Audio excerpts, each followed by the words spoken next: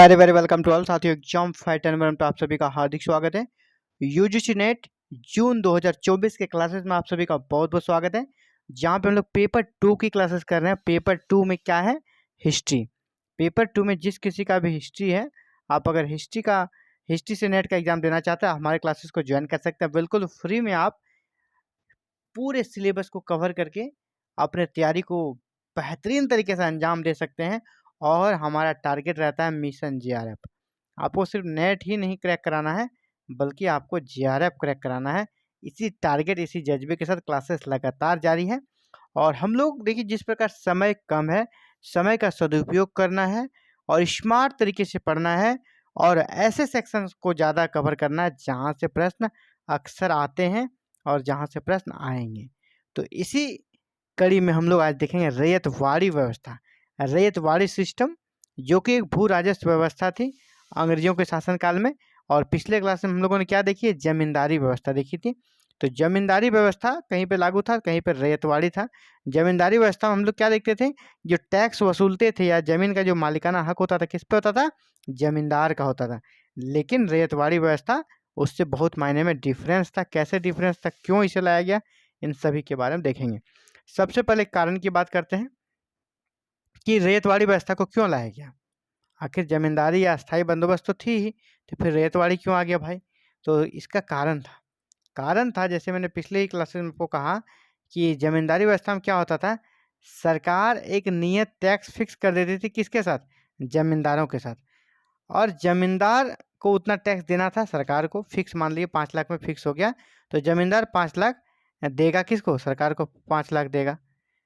और जमींदार किस रेट से टैक्स वसूलेगा किसान से, कितना टैक्स वसूलेगा, इसके लिए कोई भी मापदंड तय उसमें नहीं किया गया था। मान लीजिए फसल अच्छा हुआ, किसानों के पास उपज ज़्यादा है, तो जबरदस्ती या प्रेशर बना के किसी एन के प्रकार जमींदार क्या करते? 5 के जगह वो 8 लाख टैक्स वसूल लेते थे। एक तरह से किसानों का शोषण करते थे। और 8 लाख वसूल लिए, एग्जाम्पल मैं दे रहा हूँ, एक डाटा दे रहा हूँ, लेकिन उसे देना कितना है? 5 लाख। तो ये 3 लाख इसका बचत हो गया। 3 लाख किसका बचत हो गया? जमींदार का। इससे किसान को भी कोई फायदा नहीं, किसान का तो शोषण हुआ और सरकार को भी कोई फायदा नहीं। बीच में मालामाल कौन हो गया? जमींदार। इस व्यवस्था की सबसे बड़ी खामी थी, इसके कारण किसानों का शोषण होता था, क्योंकि जमींदार ज़्यादा से ज़्यादा टैक्स वसूलना चाहते थे ताकि उसे देकर फिर बच भी जाए, और फिर सरकार से उसका मेहनताना भी उसे मिलता था, वो तो अलग था। और इसलिए जमींदारों का लालच बढ़ते जा रहा था। तो बस इस व्यवस्था को शुरू करने के लिए, रैयतवाड़ी व्यवस्था को शुरू करने के पीछे आपको ये समझना बहुत ज़रूरी था। अब आपको समझने में कोई दिक्कत नहीं होगा। चलिए, इसे क्यों लाया गया रैयतवाड़ी व्यवस्था को, इसके कारणों पर बात करें। सरकार के द्वारा इस व्यवस्था को लागू करने का उद्देश्य क्या था? बिचौलियों यानी जमींदार वर्ग के, जो उसका जो वर्ग था, उसको समाप्त करना। पहला कारण था क्या? जो बिचौलिया था ना, बीच में टैक्स और सरकार के बीच, राजस्व और सरकार के बीच बिचौलिया कौन था? जमींदार। उसको समाप्त करना पहला उद्देश्य था। ऐसा इसलिए क्योंकि अस्थाई बंदोबस्त में क्या होता था? निश्चित राशि से अधिक वसूल की गई राशि, जैसे मैंने बताया, निश्चित मान लिया 5 लाख है, उससे जो अधिक वसूल की गई राशि, सारी रकम जमींदार द्वारा हड़प ली जाती थी तथा सरकार को कोई आय नहीं होती थी। ठीक है, सरकार की आय में कोई वृद्धि नहीं होती थी। अतः आय में वृद्धि के लिए, अपने इनकम में वृद्धि करने के लिए, अंग्रेज अगर जमींदार लोभी थे, अंग्रेज भी तो उससे बड़े लोभी थे। तो अंग्रेज को भी यहाँ पे लोभ हुआ कि अपनी आय में वृद्धि करेंगे, जमींदार को हटाओ और अपनी आय में वृद्धि करो।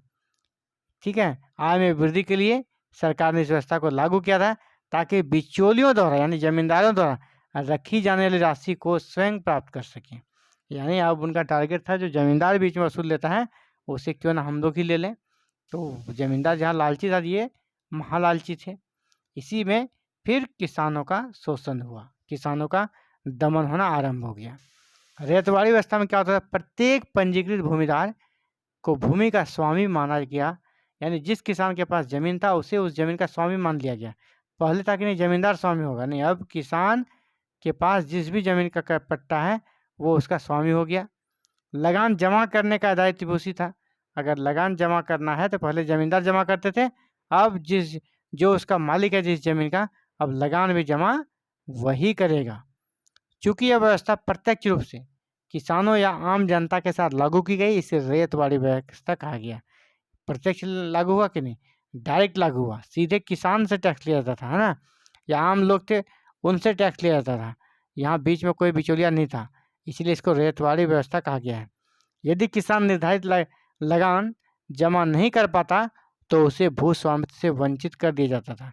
पहले ही एक्ट बन चुका था, अगर टाइम पे आप लगान जमा नहीं कर पाते हैं, टैक्स जमा नहीं कर पाते हैं, आपको संपत्ति से बेदखल कर दिया जाएगा, यानी आपकी जमीन छीन ली जाएगी। रैयतवाड़ी व्यवस्था का जन्मदाता पूछा जाएगा तो आपका होगा थॉमस मुनरो और कैप्टन रीड।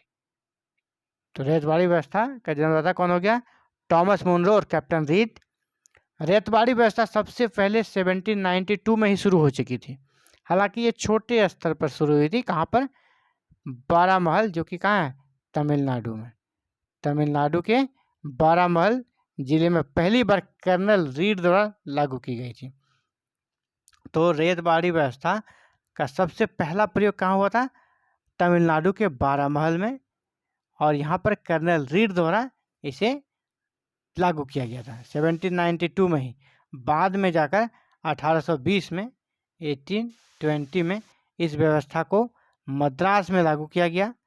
यहाँ इस व्यवस्था को सुचारू रूप से चलाने के लिए मुनरो को मद्रास का गवर्नर नियुक्त किया गया। यानी अब जो हो गया 1820 में यह व्यवस्था सुचारू रूप से चलने लगी, है ना, अच्छे तरीके से सिस्टमेटिक तरीके से चलने लगी। तो इसका स्टार्टिंग पूछा जाएगा कि रैयतवाड़ी व्यवस्था कब लागू होगी, तो 1820 भी आपको ऑप्शन में रहेगा, 1820 ही रहेगा अधिकतर। वो जो 1793 है वो क्या होता है, स्पेशल केस में पूछा जाएगा ना, सबसे पहला प्रयोग कहाँ किया गया था रैयतवाड़ी व्यवस्था का, तब आप उसको करेंगे। ऐसे सामान्य सा प्रश्न अगर रहेगा रैयतवाड़ी व्यवस्था कब चालू हुई थी या कब शुरू हुई थी, तो 1820 में। और इसके लिए किसकी महत्वपूर्ण भूमिका रही, मुनरो की, है ना, किसकी महत्वपूर्ण भूमिका रही, मुनरो की। 1825 में यह व्यवस्था बम्बई, 1820 में कहाँ लागू हुआ, मद्रास में। 1820 में लागू हुआ मद्रास में, 1825 में बम्बई, और 1858 में यह कहाँ हो गया, दक्कन क्षेत्र में। याद रखिएगा, 1820 में मद्रास, 1825 में बम्बई और 1858 में दक्कन क्षेत्र में इस व्यवस्था को लागू कर दिया गया।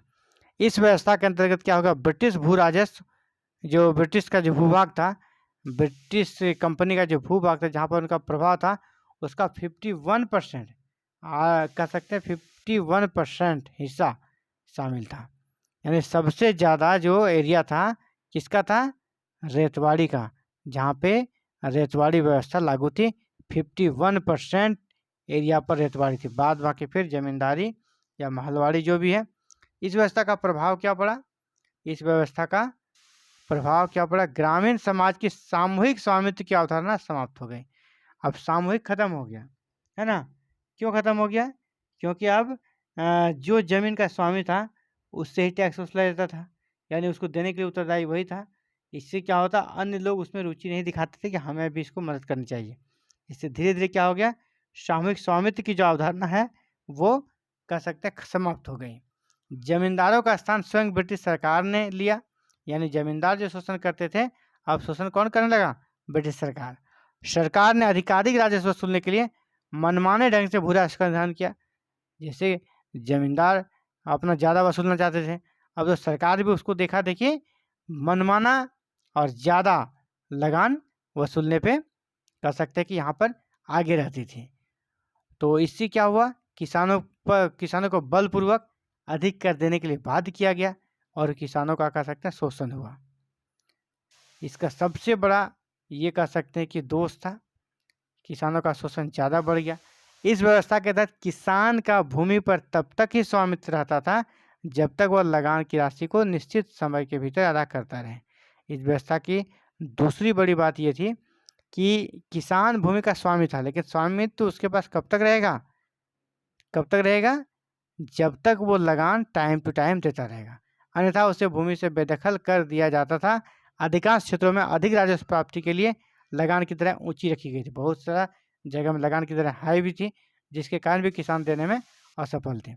तो साथियों, आज के क्लास में इतना ही हम लोग, और आज के क्लास में हम लोगों ने क्या पढ़ा, क्या जाना, रेतवाड़ी सिस्टम। रेतवाड़ी सिस्टम के बारे में जाना, पिछले क्लास हमने जमींदारी सिस्टम के बारे में जाना था, और नेक्स्ट क्लास हम लोग महलवाड़ी सिस्टम के अंतर्गत प्रवेश करेंगे और उसे फिर क्लोज करेंगे। जो आपका लगान की जो व्यवस्थाएं थी 3 महत्वपूर्ण, वो आपका कवर हो जाएगा इसी से। तो आज के लिए इतना ही, मिलते हैं कल एक नए क्लासेस में। Thank you very very much for watching this video और कनेक्टिंग विद एग्जाम फाइटर। हमारे चैनल पर अगर नए चैनल को सब्सक्राइब करें, बेल आइकन को प्रेस करके ऑल बटन को क्लिक कर लें। Thank you very very much.